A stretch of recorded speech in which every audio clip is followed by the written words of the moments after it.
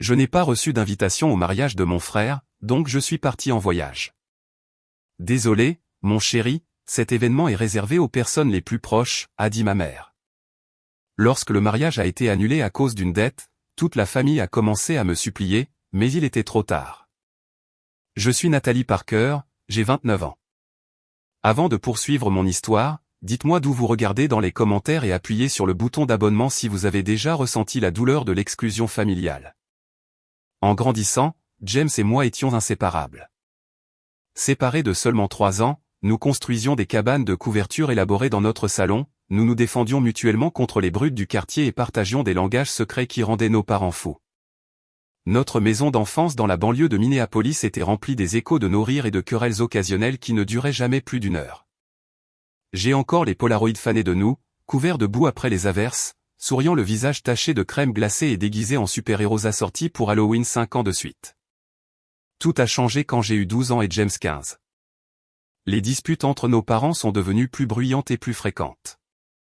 Ils ont essayé de nous protéger, mais la tension remplissait chaque recoin de notre maison autrefois heureuse.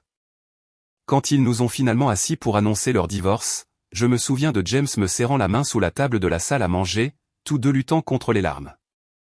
L'arrangement de garde nous a séparés physiquement. Maman a eu une opportunité de travail à Chicago et m'a emmené avec elle, tandis que James est resté à Minneapolis avec papa pour terminer le lycée avec ses amis. C'est juste temporaire, nous a-t-on assuré. Vous vous verrez tout le temps, mais temporaire est devenu permanent. Ce qui a commencé par des visites mensuelles est devenu saisonnier, puis seulement des réunions de vacances. J'ai tout essayé pour rester connecté, des appels téléphoniques hebdomadaires que James raccourcissait de plus en plus, des lettres auxquelles il répondait rarement.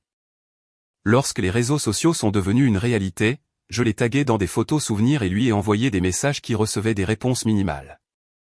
Chaque été jusqu'à l'université, je passais 2 semaines à Minneapolis, mais James était généralement occupé par le sport, ses amis ou, plus tard, des stages.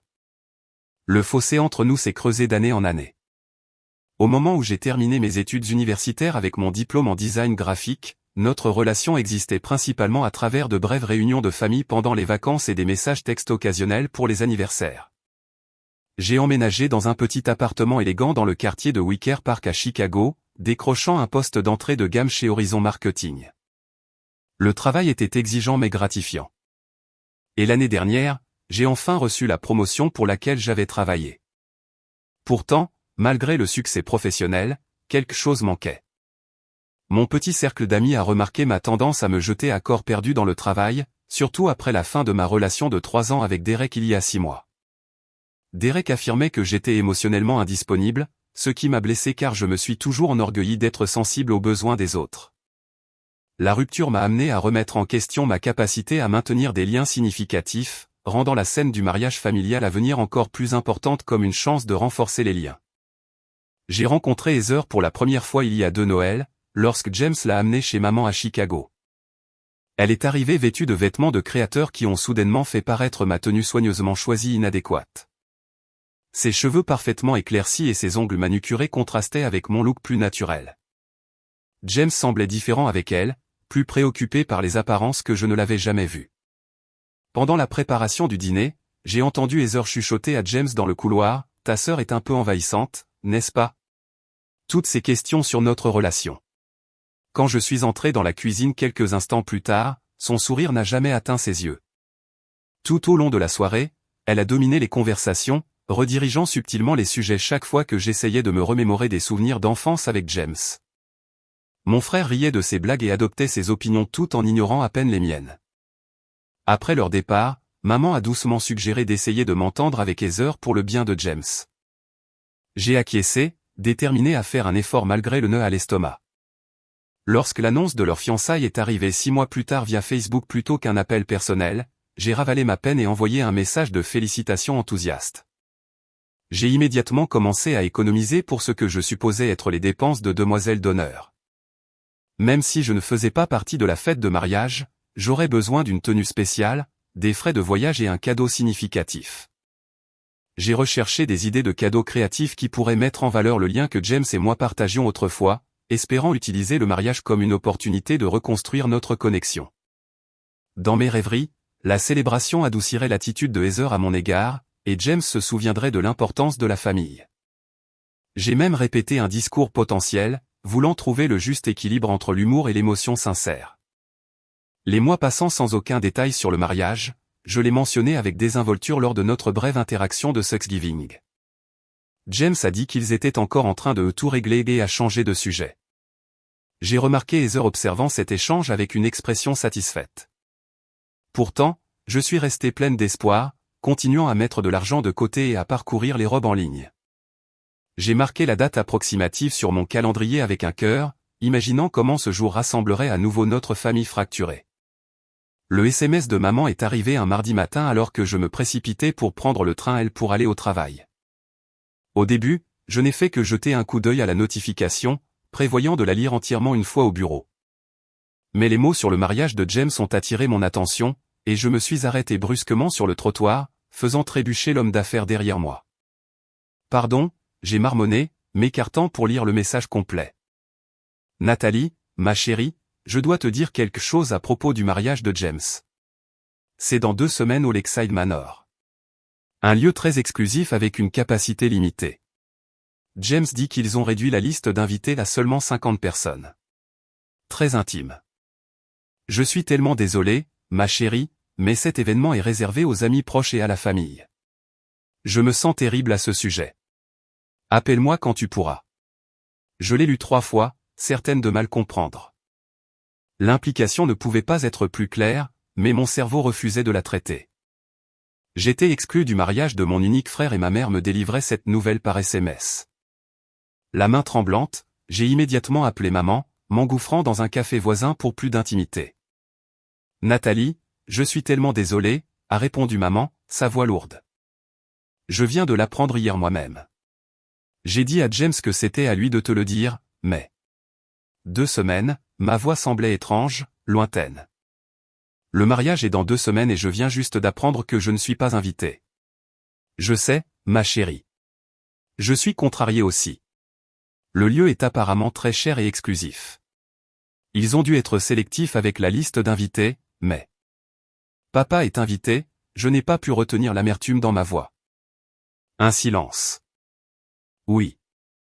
Et Linda, ma belle-mère, qui est dans nos vies depuis moins de 5 ans. Qui d'autre est invité que je connais? Ma cousine Tracy. Oncle Phil et tante Diane, quelques amis de la famille. La voix de maman s'est éteinte. Donc, tout le monde sauf moi, j'ai conclu platement. James a dit quelque chose à propos de la grande famille élargie de Heather qui avait la priorité pour les places limitées. Je ne suis pas d'accord, Nathalie. Je lui ai dit que ce n'était pas juste. Mais tu y vas quand même. Ce n'était pas une question. C'est mon fils, a-t-elle dit doucement, comme si cela expliquait tout. Après avoir promis de me rappeler le soir même, maman a raccroché, me laissant debout dans le café animé, me sentant soudainement et douloureusement seul. J'ai appelé mon travail pour la première fois en 2 ans, j'ai pris le train pour rentrer à mon appartement et je me suis effondré sur mon canapé. Les larmes sont venues par vagues alors que je faisais défiler mon téléphone, vérifiant les emails et les SMS pour voir si j'avais manqué une invitation. Rien. J'ai appelé James 3 fois.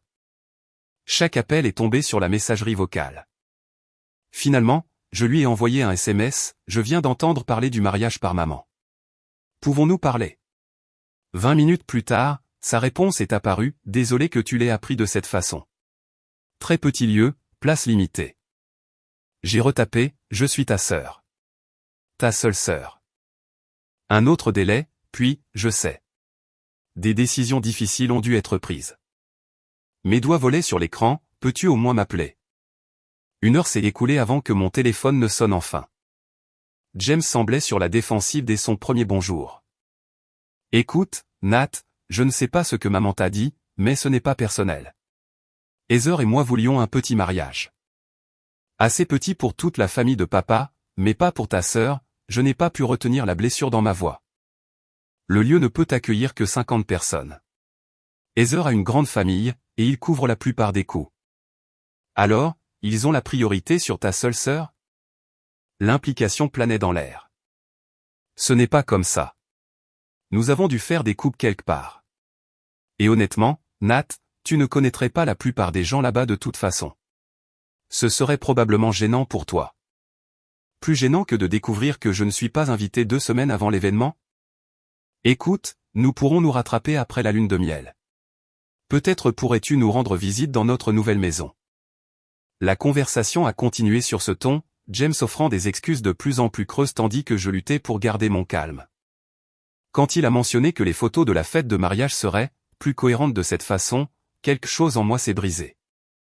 Félicitations pour ton mariage, James, j'ai dit doucement et j'ai raccroché. J'ai passé l'heure suivante recroquevillé en boule sur mon lit, me sentant comme si un organe vital avait été retiré. Le rejet était absolu et indéniable. Mon propre frère ne me considérait pas assez importante pour être témoin du jour le plus significatif de sa vie. Quand ma sonnette a retenti ce soir-là, j'ai ouvert pour trouver Amber debout avec une bouteille de vin dans chaque main et un sac de plats à emporter de notre restaurant thaïlandais préféré. Ta mère m'a appelé, a-t-elle expliqué, me poussant dans l'appartement. Elle est inquiète pour toi. J'ai esquissé un sourire larmoyant. Au moins quelqu'un l'est. Amber a écouté pendant que je racontais les conversations avec maman et James, son expression passant du choc à l'indignation en ma faveur. C'est au-delà de l'inacceptable, a-t-elle déclaré, versant de généreux verres de vin. Et Heather est clairement derrière tout ça. Elle a essayé de te couper les ponts depuis le premier jour. Peut-être aurais-je dû essayer plus fort avec elle, ai-je suggéré faiblement. Pas du tout. Ce n'est pas de ta faute. Elle est insécure et contrôlante, et ton frère est lâche de l'avoir suivie. Amber n'a jamais mâché ses mots. Alors, qu'est-ce que je fais maintenant? Je fais semblant que ça ne me fait pas mal? J'envoie un cadeau quand même. Absolument pas, Amber s'est redressée. Tu sais ce que tu devrais faire? Planifie quelque chose d'incroyable pour toi ce week-end-là. Quelque chose de si génial que tu seras trop occupé à passer un moment incroyable pour même penser à leur stupide mariage. Comme quoi?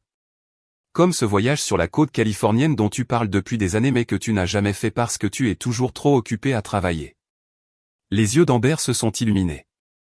Pensive vue sur l'océan, de jolies villes, la région viticole.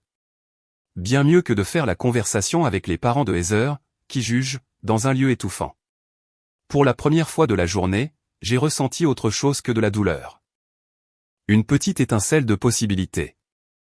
J'ai des congés accumulés, ai-je dit lentement. Comme beaucoup. Et l'argent que tu as économisé pour leur cadeau est à tenue, a souligné Amber. Investis-le plutôt en toi. Au fur et à mesure que la soirée avançait et que le vin coulait, l'idée a pris racine.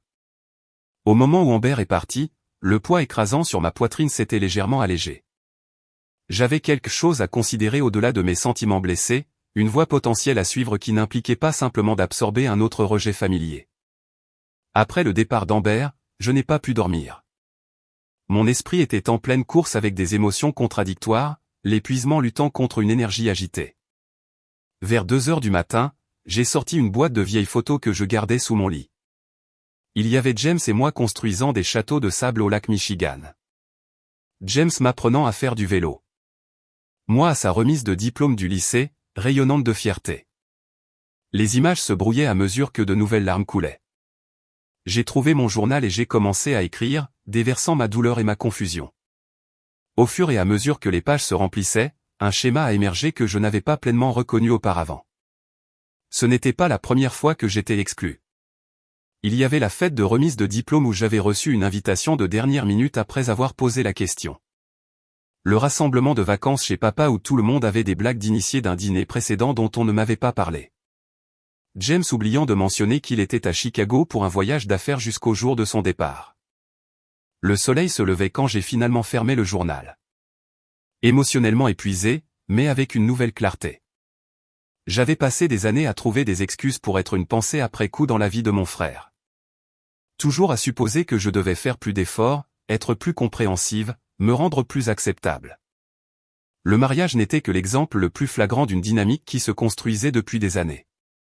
Je mérite mieux que ça, ai-je murmuré à la pièce vide, surprise de voir à quel point ces mots sonnaient justes. Après quelques heures de sommeil agité, je me suis réveillé avec une détermination inattendue. Si je n'étais pas au mariage, je ne perdrais pas ce week-end à m'apitoyer sur mon sort. Amber avait raison pour le voyage en Californie. J'en parlais depuis des années, collectionnant des articles de magazines et créant des tableaux Pinterest de routes côtières et de villes charmantes. J'ai ouvert mon ordinateur portable et j'ai commencé à rechercher des vols pour San Francisco. Les prix étaient élevés à un préavis aussi court, mais pas impossible. Je pouvais atterrir à San Francisco, louer une voiture et rouler vers le sud le long de la Highway 1, passant quelques jours à explorer avant de rentrer chez moi depuis Los Angeles. La logistique était intimidante mais excitante. Avec un enthousiasme croissant, j'ai consulté mon solde de congé au travail. J'avais accumulé près de 3 semaines, n'ayant pris que quelques longs week-ends au cours des 2 dernières années. J'ai rédigé un email à ma patronne, Stéphanie, demandant la semaine de congé, expliquant que j'avais une opportunité personnelle qui ne pouvait pas attendre. Sa réponse surprise mais encourageante est venue dans l'heure. Je te dis de prendre tes vacances depuis des lustres. Bien sûr, tu peux prendre la semaine. L'équipe peut gérer les choses ici. Profite bien de ce que tu as prévu. Ensuite sont venus les calculs budgétaires.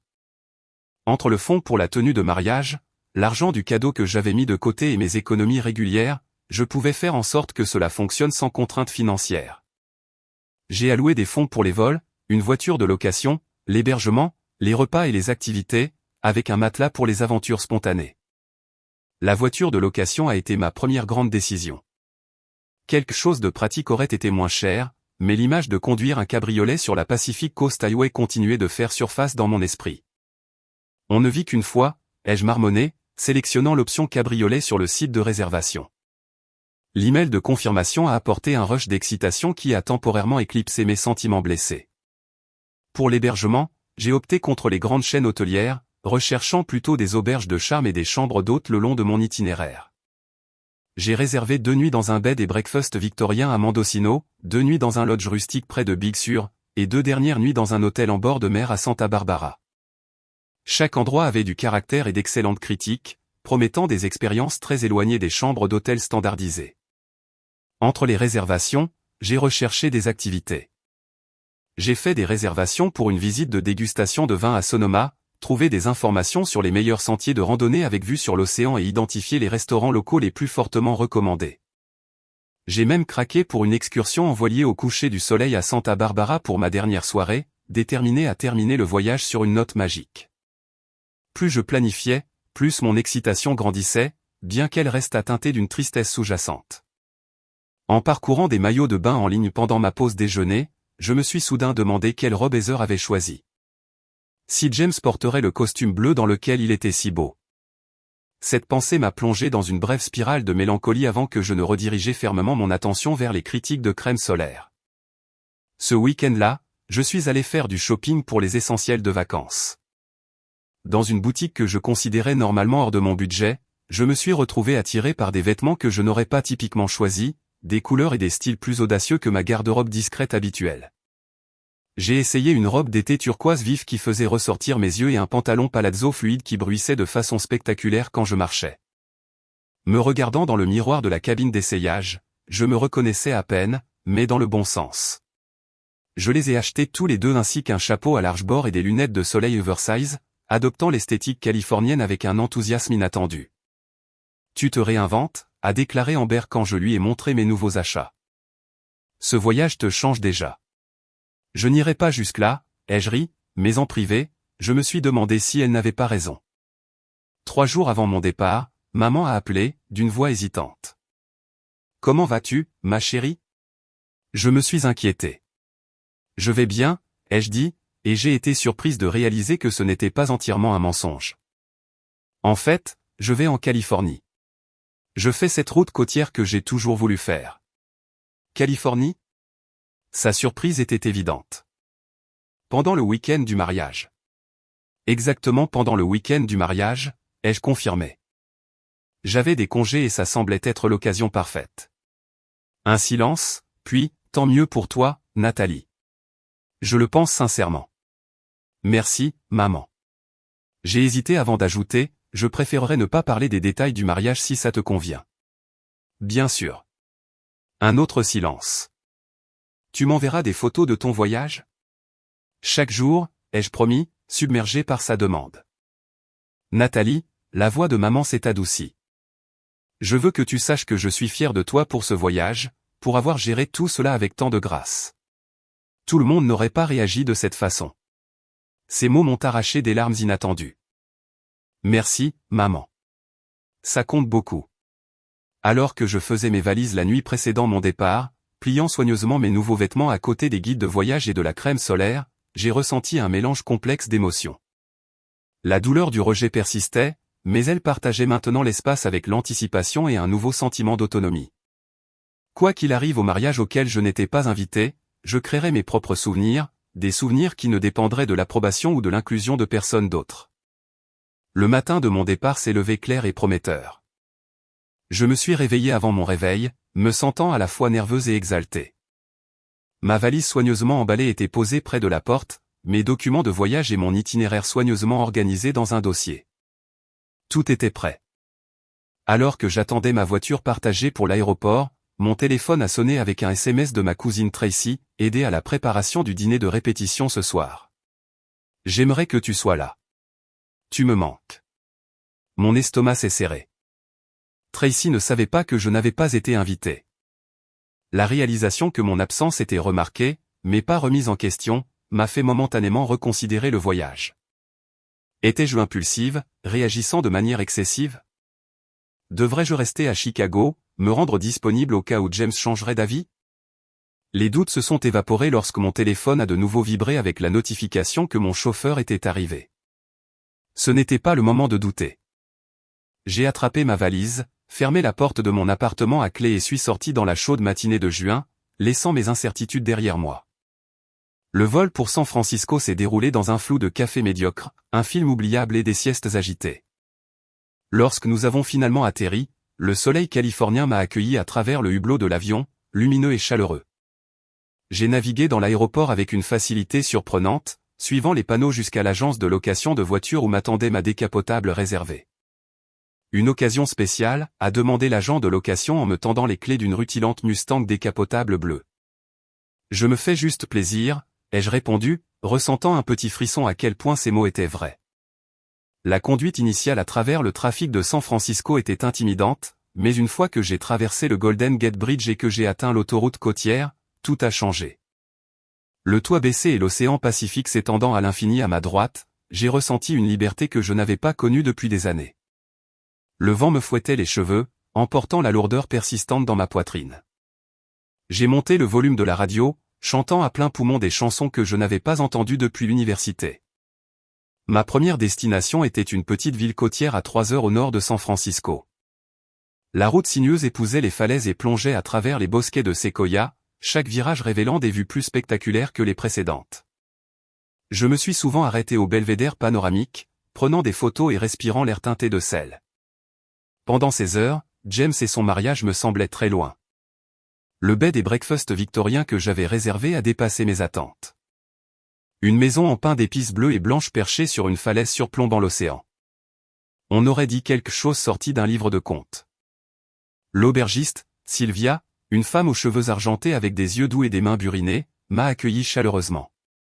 Bienvenue au Sea Cliff Inn, Nathalie. Vous êtes dans la chambre du phare, notre meilleure suite. Elle m'a mené par un escalier courbe à une chambre d'angle spacieuse avec des fenêtres sur deux côtés, toutes offrant des vues spectaculaires sur l'océan. Un lit à baldaquin dominait l'espace aux côtés de meubles anciens et de fleurs fraîches sur le bureau d'écriture. C'est magnifique, ai-je soufflé, posant mes bagages. Le dîner est servi dans le jardin à 19 heures, mais il y a du vin et du fromage au salon maintenant si vous souhaitez vous joindre aux autres invités. Sylvia s'est arrêtée à la porte. Vous voyagez seul? Oui, ai-je admis. Mon premier voyage en solo, en fait. Ce sont souvent les plus mémorables, a-t-elle souri, avec un air entendu. Une occasion spéciale vous amène-t-elle sur nos rives? Quelque chose dans sa présence de grand-mère invitait à la confidence. En fait, je n'assiste pas au mariage de mon frère. Je n'ai pas été invité. Les mots semblaient étranges à prononcer à voix haute. Plutôt que d'offrir des platitudes ou une sympathie maladroite, Sylvia a hoché la tête pensivement. La famille peut être compliquée. Parfois, le plus grand cadeau qu'elle nous offre est la pousser à faire quelque chose que nous n'aurions peut-être pas fait autrement. Elle a fait un geste vers la vue sur l'océan. Sa perspective était rafraîchissante, différente de la pitié que j'avais anticipée. Je n'y avais pas pensé de cette façon. Joignez-vous à nous pour le vin si vous avez envie de compagnie ou profiter de la solitude. Les deux ont leur mérite. Sur ce, elle m'a laissé m'installer. Après avoir déballé, je me suis retrouvé attiré par le salon où plusieurs autres invités étaient réunis. J'ai siroté du vin local et écouté leurs conversations, contribuant occasionnellement, mais surtout appréciant l'expérience inédite d'être inconnu, non définie par des liens familiaux ou l'histoire. Personne ici n'avait d'attente envers moi. La liberté était enivrante. J'ai dormi profondément cette nuit-là, bercé par le son lointain des vagues. Le lendemain matin, je me suis réveillé tôt et j'ai emprunté une carte des sentiers à la réception. Sylvia avait recommandé un sentier côtier qui menait à une plage isolée, parfaite pour la réflexion matinale. Le sentier serpentait à travers les cyprès et les herbes folles, offrant occasionnellement des aperçus de l'océan en contrebas. Après 30 minutes de randonnée modérée, j'ai émergé sur un petit croissant de sable parfait, complètement désert à cette heure matinale. Je me suis assise sur une bûche de bois flottée lisse et j'ai sorti le journal que j'avais apporté. Pour la première fois depuis des jours, je me suis autorisé à examiner pleinement mes sentiments à propos du mariage de James. La douleur persistait, mais le côté frénétique s'était adouci. En écrivant dans ce cadre magnifique, je pouvais voir plus clairement comment l'exclusion du mariage était symptomatique de schémas plus larges dans notre relation. J'avais tenu à une version idéalisée de notre proximité d'enfance, refusant de reconnaître à quel point nous nous étions éloignés. Peut-être que cet épisode douloureux forçait une remise en question nécessaire. J'ai pris des photos de la plage, des cyprès tordus, de la façon dont la lumière du matin jouait sur l'eau. La photographie avait été un passe-temps sérieux à l'université, abandonné à mesure que le travail consommait plus de mon temps. En utilisant juste l'appareil photo de mon téléphone, j'ai redécouvert la joie de cadrer une photo parfaite, de capturer la lumière et l'ombre. De retour à l'auberge, j'ai sélectionné les meilleures photos et les ai publiées sur Instagram avec une légende. Parfois, le détour inattendu devient la meilleure partie du voyage. Premier jour d'aventure californienne. Je savais que les membres de ma famille le verraient. Le timing n'était pas accidentel, coïncidant avec ce qui serait probablement le dîner de répétition du mariage, mais le message n'était pas uniquement un bonheur de façade pour leur bénéfice. Les photos capturaient des moments authentiques d'expériences paisibles ce matin-là. Après le petit déjeuner, j'ai exploré la petite ville à pied, errant dans les galeries d'art et les boutiques. Dans un café local où je me suis arrêté pour déjeuner, j'ai remarqué un homme d'environ mon âge assis seul, étudiant une carte de randonnée similaire à la mienne. Il m'a surprise à le regarder et a souri. « Première visite ?» a-t-il demandé. « C'est si évident », ai-je ri. « Vous avez cette expression de tout absorber ?» a-t-il expliqué. Je me souviens d'avoir ressenti la même chose la première fois que je suis venu ici. Il s'est présenté comme Michael, un photographe de Seattle en vacances de travail, capturant des images pour un magazine de voyage. Des recommandations pour quelqu'un de nouveau dans la région, ai-je demandé, me surprenant par mon audace. En fait, il y a d'incroyables piscines naturelles juste au nord d'ici que la plupart des touristes ne voient pas. J'y vais cet après-midi si vous voulez les voir. Remarquant mon hésitation, il a ajouté, je comprends tout à fait si vous préférez explorer seul. Pas de pression. Quelque chose dans sa manière facile et sa passion pour la photographie a résonné en moi. Après un moment de réflexion, j'ai décliné, expliquant que j'avais des projets pour l'après-midi, mais lui ai demandé des autres endroits locaux à visiter. Nous avons discuté confortablement pendant encore 20 minutes avant qu'il ne parte pour son expédition aux piscines naturelles, mais pas avant d'avoir écrit son numéro sur une serviette. Au cas où vous voudriez des recommandations pour d'autres arrêts sur votre voyage côtier, a-t-il expliqué.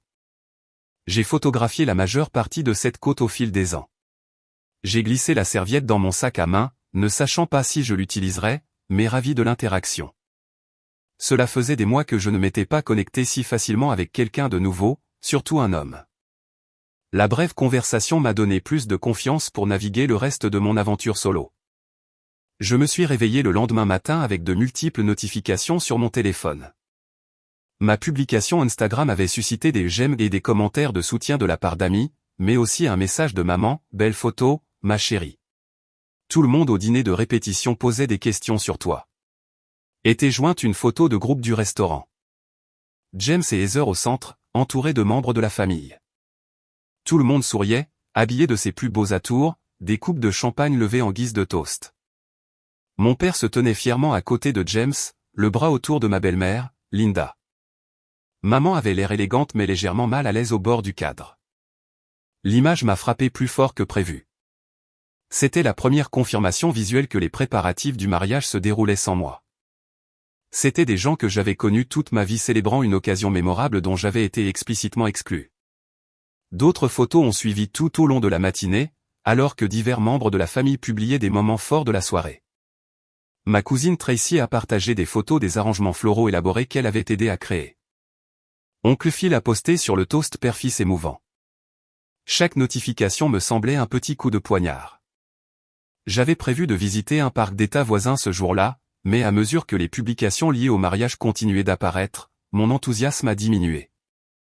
Au lieu de cela, je me suis retrouvé à faire défiler obsessivement les réseaux sociaux, notant qui était là, ce qu'ils portaient, à quel point tout le monde semblait heureux sans moi. La belle vue côtière de ma fenêtre semblait soudainement hors de propos par rapport au rassemblement familial que je manquais. À midi, j'étais tombé dans une sombre spirale d'apitoiement. J'ai annulé ma réservation au parc, commandé le service en chambre et tiré les rideaux, coupant la parfaite journée californienne. Quand Sylvia a appelé pour vérifier si tout allait bien, j'ai prétendu une migraine, trop embarrassé pour admettre que je me cachais des photos d'Instagram. Vers 16 h, un SMS d'un numéro inconnu est apparu, « J'espère que vous appréciez votre deuxième journée au paradis. » Ces piscines naturelles étaient encore meilleures que dans mes souvenirs. Intéressé par un dîner? Pas de souci sinon, Michael. Michael? Le gars du café? J'ai fixé le message, mon instinct immédiat était de refuser. Je n'étais pas dans le bon état d'esprit pour socialiser. Mais l'idée de passer toute la soirée seul avec mes pensées en spirale était tout aussi peu attrayante. En fait, je ne me sens pas très bien aujourd'hui. Remettons ça. J'ai répondu, une petite concession à la possibilité. 20 minutes plus tard, on a frappé à ma porte. Quand j'ai ouvert, Michael se tenait là, tenant un sac en papier. J'ai entendu dire par Sylvia que vous ne vous sentiez pas bien. J'allais chercher le dîner au meilleur restaurant de fruits de mer de la ville et j'ai pensé que vous en voudriez peut-être aussi. Aucune obligation de socialiser. Il a tendu le sac. Leur chaudrée de palourde est légendaire. Supposé guérir tous les maux. La gentillesse inattendue de cet étranger virtuel m'a serré la gorge.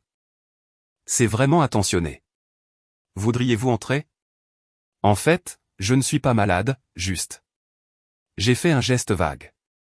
Une mauvaise journée, a-t-il suggéré doucement. Quelque chose comme ça.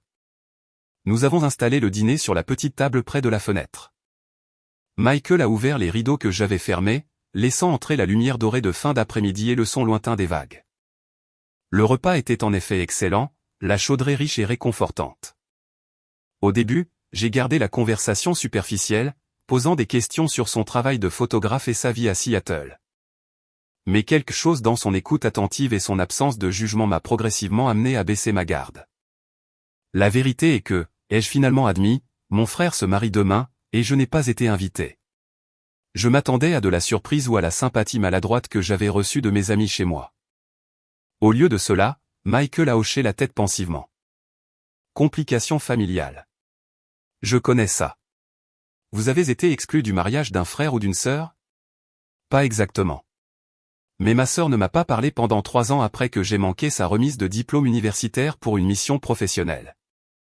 Les familles ont une capacité unique à nous blesser parce qu'elles comptent tellement. Sa compréhension a créé un espace où je me suis senti en sécurité pour partager davantage. Je lui ai parlé de James, de notre proximité d'enfance, de l'éloignement progressif, et enfin de l'exclusion du mariage. Pendant que je parlais, les émotions que j'avais réprimées ont refait surface. Le pire, c'est de me demander ce que j'ai fait de mal, ai-je avoué. N'étais-je pas assez soutenante? Trop opinionnée? Ai-je offensé Heather d'une manière ou d'une autre? Je rejoue chaque interaction, cherchant le moment où je suis devenu dispensable. D'après ce que vous avez décrit, cela semble être à propos d'eux, pas de vous, a dit Michael calmement. Votre frère évitant le conflit, sa fiancée établissant le contrôle. Vous êtes juste prise dans les feux croisés. Peut-être, ai-je reconnu. Mais savoir cela ne diminue pas la douleur. Non, a-t-il acquiescé. Ça ne la diminue pas. Nous avons parlé pendant des heures, la conversation coulant naturellement de ma situation familiale à des sujets plus larges. Michael a partagé ses propres dynamiques familiales compliquées, y compris la réconciliation avec sa sœur qui a pris des années à se réaliser. Sa perspective était à la fois compatissante et pratique, non entachée par l'investissement émotionnel que mes amis à la maison apportaient à leurs conseils. Quand il est finalement parti vers 22 heures, je me suis senti plus légère. Les photos du mariage n'avaient pas disparu des réseaux sociaux, mais elles avaient perdu une partie de leur pouvoir de me blesser. Avant de partir, Michael a suggéré de se retrouver le lendemain matin pour le lever du soleil à un phare voisin. C'est l'endroit idéal pour voir le jour commencer, a-t-il dit. Et demain pourrait être un jour où vous aurez besoin de quelque chose de beau pour vous concentrer. J'ai accepté sans hésitation, réglant mon réveil pour 5 heures du matin. Le jour du mariage s'est levé clair et parfait, exactement le temps que toute mariée espère. J'ai délibérément évité de consulter les réseaux sociaux au réveil, me concentrant plutôt sur la préparation de l'excursion au phare. Michael m'attendait sur le parking de l'auberge, 2 tasses de café à emporter à la main. Prête pour quelque chose de magnifique, a-t-il demandé. Le phare se dressait sur un promontoire rocheux accessible par un chemin étroit qui serpentait à travers les prairies côtières. Nous l'avons atteint juste au moment où le ciel commençait à s'éclaircir, prenant place sur un banc de pierre face à l'est. Dans un silence confortable, nous avons regardé l'horizon se transformer du bleu profond au lavande, puis à l'orange flamboyant alors que le soleil émergeait de l'océan. J'ai photographié des centaines de levers de soleil, a dit Michael calmement. Ils ne vieillissent jamais. Chacun est complètement unique, ne se répétera jamais exactement de la même manière. La simple observation a résonné profondément. Ce lever de soleil, ce moment était uniquement le mien. Peu importe ce qui se passait à Minneapolis aujourd'hui, j'étais ici, témoin de quelque chose de beau qui n'existerait plus jamais précisément sous cette forme. Après le lever du soleil, Michael a suggéré une journée d'exploration. Je connais des plages cachées que seuls les locaux visitent. Des endroits si beaux qu'ils vous font oublier tout le reste temporairement. J'ai hésité, puis j'ai pris une décision.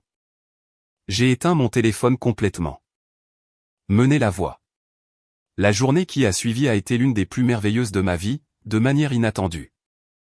Michael m'a emmené dans une série de criques isolées accessibles uniquement par des sentiers non balisés. Nous avons aperçu des lions de mer se prélassant sur des rochers lointains, ramassé du verre de mer parfaitement lisse et découvert des piscines naturelles grouillant d'étoiles de mer et d'anémones. Sa connaissance de la vie marine et de la géologie côtière a transformé ce qui aurait été de jolies vues en découvertes fascinantes. Vers midi, nous sommes tombés sur un petit festival de ville célébrant le début de la saison du saumon. Les restaurants locaux avaient installé des stands proposant des fruits de mer frais tandis que des artisans exposaient de l'artisanat fait main. Un groupe jouait de la musique folk entraînante sur la place de la ville où plusieurs couples dansaient. Faim, a demandé Michael, en désignant les stands de nourriture. Nous avons dégusté des huîtres grillées, des tacos au poisson et de la bière artisanale locale assis sur un muret de pierre surplombant le port. L'atmosphère festive était contagieuse, et quand Michael a suggéré de rejoindre les danseurs, je me suis surprise à accepter. Je dois te prévenir, je ne suis pas très bonne, ai-je ri alors qu'il me menait sur la place. Parfait. Moi non plus. Ce qui nous manquait en habileté, nous l'avons compensé par l'enthousiasme. Le groupe a joué chanson après chanson alors que nous tournions et rions, entrant occasionnellement en collision avec d'autres danseurs tout aussi mal coordonnés. Pendant ces précieuses heures, je n'ai pas pensé une seule fois à James ou à son mariage. J'étais pleinement présente dans ma propre expérience, créant des souvenirs qui m'appartenaient entièrement. Tout au long de la journée, j'ai pris des dizaines de photos, documentant non seulement le paysage, mais aussi des moments, Michael expliquant le cycle de vie d'une créature des marais, nos ombres sur le sable, nos maintenant du verre de mer frais. Les images capturaient une joie authentique, pas les sourires forcés que j'aurais pu avoir au mariage. Le soir approchant, Michael a suggéré un dîner dans un restaurant en falaise réputé pour ses vues sur le coucher du soleil. Une fin parfaite pour une journée parfaite, a-t-il dit. À moins que vous ne soyez fatigué de ma compagnie maintenant. Pas du tout, ai-je admis, me surprenant par la véracité de mes mots. Le restaurant était dramatiquement perché au bord d'une falaise, ses fenêtres offrant des vues ininterrompues sur le Pacifique. Une hôtesse nous a conduits à une table d'angle où le coucher du soleil serait le plus spectaculaire. Alors que nous nous installions, j'ai enfin rallumé mon téléphone, me sentant émotionnellement prête à affronter les mises à jour du mariage qui m'attendaient. Immédiatement, Les notifications ont inondé l'écran. Plusieurs appels manqués de maman et Amber, des SMS, des messages vocaux, des alertes de réseaux sociaux. Mon cœur s'est emballé, supposant que quelque chose de terrible s'était produit. Le premier message vocal venait de maman, sa voix tendue par un stress contrôlé. « Nathalie, ma chérie, je ne sais pas si tu consultes tes messages aujourd'hui, mais les choses ne vont pas bien ici. Il y a eu un énorme orage. La cérémonie en extérieur a dû être déplacée à l'intérieur à la dernière minute, et il y a eu une catastrophe après l'autre. Appelle-moi quand tu peux. » Le deuxième message vocal, d'Amber, était plus explicite. « Ma fille, tu rates le mariage de l'enfer. Ton frère et Heather ont eu une énorme dispute juste avant la cérémonie à propos de certains invités de dernière minute qu'elle a invités sans le lui dire. Puis son cousin s'est saoulé et a renversé le gâteau pendant la réception. C'est un désastre total. Le karma est réel. Appelle-moi. » Les mains tremblantes, j'ai vérifié Instagram. Les photos de mariage soigneusement sélectionnées avaient cédé la place à des clichés plus spontanés montrant un espace intérieur exigu, des invités ayant l'air mal à l'aise dans la chaleur, et, plus révélateur encore, James et Heather se tenant à distance dans les photos de groupe. Leur sourire forcé. Puis est arrivé un SMS d'un numéro que j'ai immédiatement reconnu, bien qu'il apparaisse rarement sur mon écran. « James, j'ai vraiment foiré de ne pas t'avoir ici aujourd'hui. Tout ce qui pouvait mal tourner a mal tourné. Heather et moi avons eu une énorme dispute à propos de la famille. Tu me manques. Pouvons-nous parler à mon retour ?» J'ai fixé l'écran, un tourbillon d'émotions se livrant bataille en moi. Une partie de moi ressentait une satisfaction vindicative que le mariage parfait ait implosé. Une autre partie souffrait pour mon frère, imaginant sa déception en ce qui aurait dû être un jour joyeux, et sous tout cela, il y avait la confusion quant à la façon de répondre à cette reconnaissance soudaine de mon absence. « Mauvaise nouvelle » a demandé Michael doucement, remarquant mon expression. « Nouvelle compliquée » ai-je répondu, puis je me suis retrouvé à partager les mises à jour sur les désastres du mariage. « Comment cela te fait-il sentir » a-t-il demandé après que j'ai terminé. « Je ne sais pas » ai-je admis. Une partie de moi veut dire « je te l'avais dit » ou ressentir que c'est une justice cosmique. Mais surtout, je me sens juste triste. Triste que ça se soit mal passé pour James, triste d'être encore affecté par tout ça, même à des centaines de kilomètres. Triste qu'une partie de moi se soucie tant d'un jour auquel je n'étais pas la bienvenue. Ce sont tous des sentiments valides, a dit Michael. Il n'y a pas de manuel pour gérer quelque chose comme ça. Alors que le soleil commençait sa descente vers l'horizon, peignant le ciel de spectaculaires oranges et roses, mon téléphone a sonné. James. Ma main a hésité au-dessus de l'écran, incertaine. Je peux vous laisser seul si vous voulez prendre l'appel, a proposé Michael. J'ai secoué la tête. Pas maintenant. Ce moment est trop beau pour être interrompu. J'ai mis le téléphone en silencieux, me promettant de le rappeler après le dîner. Nous avons commandé des spécialités locales et une bouteille de vin, regardant le coucher de soleil se transformer du doré au cramoisi profond. La conversation a coulé facilement, passant des souvenirs d'enfance aux rêves de voyage, en passant par nos livres préférés. Alors que l'obscurité tombait et que les étoiles apparaissaient au-dessus de l'océan, j'ai ressenti une curieuse paix s'installer en moi. Lorsque le dîner s'est terminé, nous avons marché le long d'un sentier suivant le bord de la falaise, les lumières du restaurant s'estompant derrière nous et le bruit des vagues s'écrasant en contrebas. Je me suis enfin senti prête à rappeler James. « Ça te dérange » ai-je demandé à Michael. « Prends tout le temps dont tu as besoin » a-t-il dit, s'éloignant un peu pour me donner de l'intimité tout en restant visible au clair de lune. James a répondu à la première sonnerie. « Nat, Dieu merci. J'ai essayé de te joindre toute la journée. J'avais mon téléphone éteint, ai-je expliqué. Je suis en Californie. » Californie ? Maman a mentionné un voyage, mais je pensais qu'elle te couvrait. Il semblait sincèrement surpris. « Écoute, Nat, j'ai vraiment foiré. Ne pas t'inviter était l'idée de Heather. Elle a dit que ta présence rendrait les choses compliquées à cause d'une idée étrange selon laquelle tu ne l'approuves pas. » Ce n'est pas vrai, ai-je protesté. Je le sais maintenant, a-t-il soupiré. Nous nous sommes disputés énormément ce matin quand j'ai découvert qu'elle avait invité son ex-petite amie sans me le dire. J'ai dit que s'il y avait de la place pour lui, il aurait dû y avoir de la place pour ma sœur. C'est laquelle a admis qu'elle t'avait délibérément retiré de la liste parce qu'elle se sent menacée par notre relation. Quelle relation? Je n'ai pas pu retenir l'amertume dans ma voix. On se parle à peine, James. C'est ma faute, a-t-il admis, sa voix se brisant légèrement. J'ai été un frère minable. Après le désastre d'aujourd'hui, je vois les choses plus clairement. La cérémonie a été un gâchis. La réception pire. Papa s'est disputé avec oncle Phil. La mère de Heather a tout critiqué, et Heather elle-même a passé la moitié de la réception en larmes ou à se disputer avec moi. Tout ce à quoi je pouvais penser, c'est que tu aurais su exactement quoi dire pour faire rire tout le monde et détendre la tension. Ces mots ont touché une corde sensible dans mon cœur, mais je suis restée prudente. J'apprécie que tu dises ça, mais ça n'efface pas à quel point j'ai été blessé. Je sais, a-t-il dit doucement. Je ne demande pas un pardon instantané, juste une chance d'essayer de réparer les choses quand nous reviendrons de la lune de miel. Si Heather et moi partons même en lune de miel après aujourd'hui. La raideur de sa voix m'était inconnue. James avait toujours maintenu un calme prudent, montrant rarement de la vulnérabilité. Cette honnêteté non filtrée suggérait un véritable point de rupture. J'aimerais essayer, ai-je finalement dit. Mais les choses doivent changer, James. Je ne peux pas continuer à essayer de me connecter avec quelqu'un qui ne me fait de la place que lorsque c'est pratique. C'est juste, a-t-il hoché la tête. Plus que juste. Et Heather? Ai-je demandé. Où en est-elle dans tout ça? L'expression de James s'est légèrement tendue. Nous sommes en train de régler certaines choses. La dispute du jour du mariage a soulevé beaucoup de problèmes que nous évitions. Elle sait que me reconnecter avec toi est important pour moi. Il n'y avait aucune mention de Heather voulant faire amende honorable elle-même. J'ai décidé de ne pas insister pour l'instant. Un pas à la fois. Nous avons ensuite passé l'heure suivante à nous rattraper plus sincèrement que nous ne l'avions fait depuis des années. J'ai partagé les moments forts de mon voyage tandis qu'il me tenait au courant des nouvelles familiales que j'avais manquées.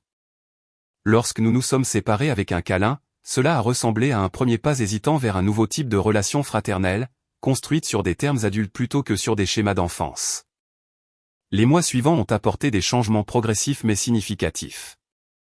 James et moi avons établi une tradition de dîner mensuel, parfois avec Heather, parfois juste nous deux. Nos conversations sont devenues plus authentiques, reconnaissant les blessures passées tout en se concentrant sur la construction de quelque chose de mieux. Heather est restée quelque peu distante mais civile, montrant occasionnellement des aperçus de chaleur qui suggéraient le potentiel d'une véritable relation éventuelle. Plus importants encore ont été les changements dans ma propre vie.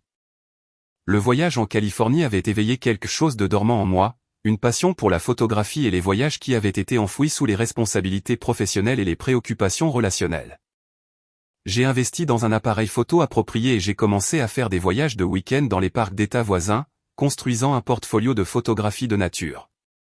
Lorsque Michael a visité Chicago en septembre comme promis, notre connexion a repris aussi naturellement que si aucun temps ne s'était écoulé. Au dîner, j'ai partagé les développements avec James et mon intérêt renouvelé pour la photographie. Michael a écouté attentivement, offrant des encouragements et des conseils pratiques basés sur son expérience professionnelle.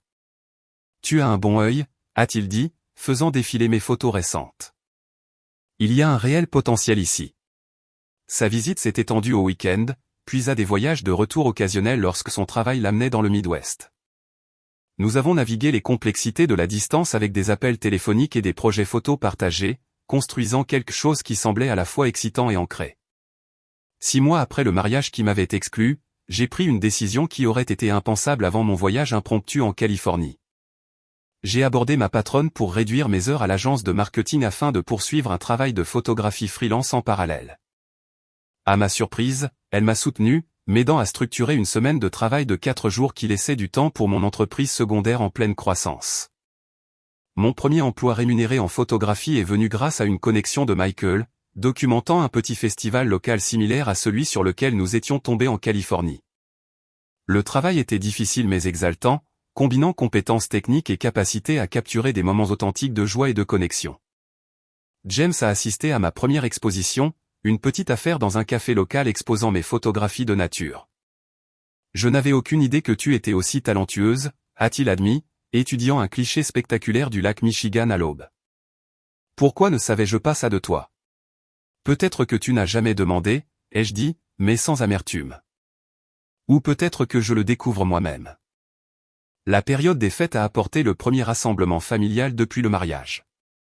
Les dynamiques avaient subtilement mais significativement changé. Maman exprimait plus librement ses pensées. James faisait des efforts conscients pour m'inclure dans les conversations. Je me sentais moins désespéré d'approbation, plus à l'aise d'être simplement présente sans faire des efforts pour être accepté. Quand Amber a commenté les changements, disant « Quoi qu'il se soit passé en Californie, ça t'a transformé », j'ai dû réfléchir à la vérité de son observation. Le voyage qui avait commencé comme une évasion du rejet était devenu un voyage vers la découverte de soi. L'exclusion du mariage qui ressemblait à un effacement m'avait finalement poussé à me définir plus clairement que jamais. Un an après le texte fatidique de maman, je me suis retrouvé à planifier une autre aventure solo, cette fois-ci vers le nord-ouest Pacifique avec des projets potentiels de rencontrer Michael à Seattle par la suite. Alors que je recherchais des sentiers de randonnée et des horaires de ferry, j'ai réalisé à quel point ma perspective avait profondément changé. L'exclusion du mariage de James resterait toujours un souvenir douloureux. Mais je la reconnaissais maintenant comme un tournant plutôt qu'une simple blessure. Parfois, les portes qui se ferment devant nous nous forcent à trouver de nouvelles voies que nous n'aurions jamais découvertes autrement. Parfois, être laissé en dehors de l'histoire de quelqu'un d'autre nous pousse à écrire la nôtre plus audacieusement. J'avais encore des sentiments compliqués à propos de ma famille.